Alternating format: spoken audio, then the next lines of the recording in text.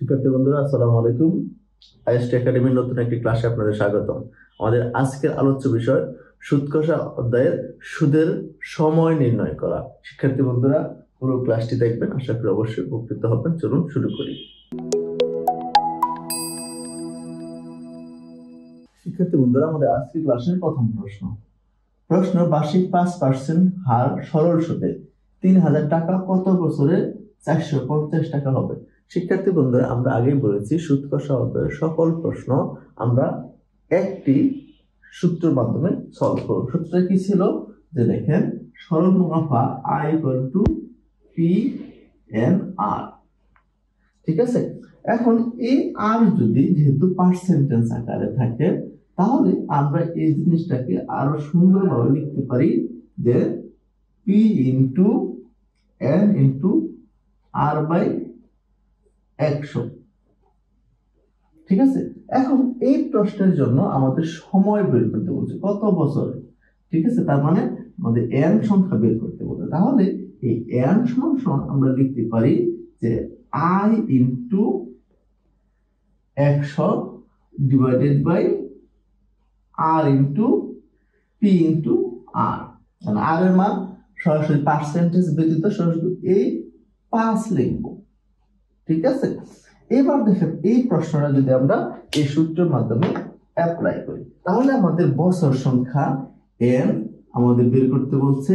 এখন আমাদের সুদ হচ্ছে 450 এটা, এবং সূত্রের গুণে আছে আপনার 100, P হচ্ছে 3000 টাকা,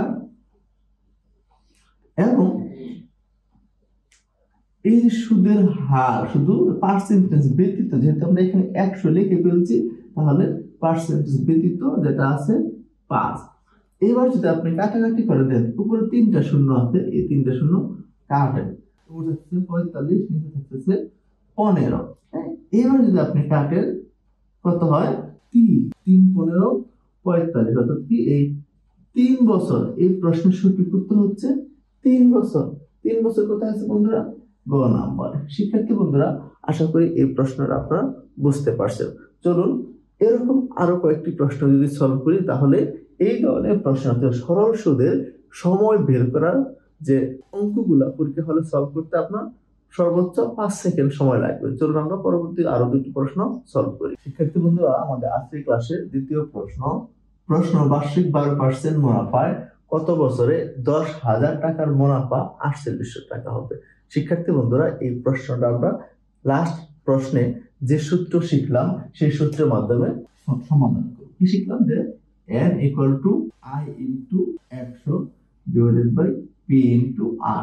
এখানে R টুকু হবে শুধু এই সংখ্যা, পার্সেন্টেজে যে সংখ্যাটা আছে, কারণ কি আমরা এখানে 100 লিখে ফেলছি, সেই জন্য আমাদের আর পার্সেন্টেজকে ভাঙানোর প্রয়োজন হবে না। তাহলে n = এখানে I এর মান কত?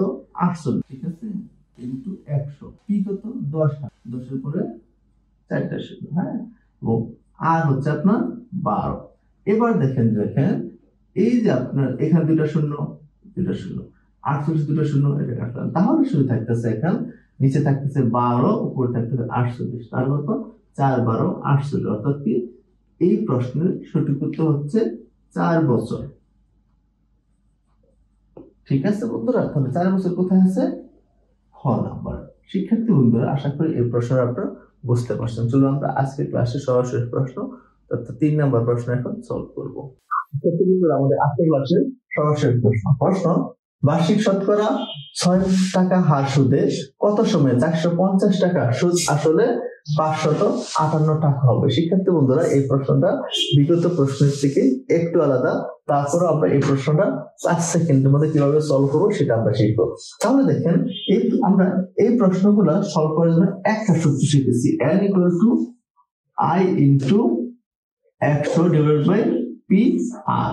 ঠিক আছে, এখন দেখেন এখানে I হচ্ছে সুদ, কিন্তু এখানে সুদ নাই। সুদ বের করার জন্য আসল এবং সুদ আসল দেওয়া আছে, তাহলে সুদটা আমাদের বের করতে হবে। সুদ I = আপনার এই যে 558 টাকা থেকে 450 টাকা আপনাকে বিয়োগ করতে হবে। তারপরে হচ্ছে বন্ধুরা আর 0 108 টাকা। এবার যদি আপনি এইখানে বসান তাহলে 108 ইন্টু 100 টাকা, এবং আসল হচ্ছে এখানে পি এর মান 450 টাকা, এবং এখানে এই আর এর মান হচ্ছে 6 টাকা। এবার যদি আপনি কাটাকাটি করেন তাহলে আপনার সর্বশেষ উত্তর হবে 4 বছর। তাহলে এই প্রশ্নের সঠিক উত্তর কোথায়? 4 বছর। 4 বছর কোথায় আছে? ক নম্বরে। শিক্ষার্থী বন্ধুরা, আশা করি আমাদের আজকের ক্লাসটি ভালো লেগেছে। যদি ভালো লেগে থাকে তাহলে আমাদের চ্যানেলটি অবশ্যই সাবস্ক্রাইব করবেন। ধন্যবাদ। আল্লাহ হাফেজ।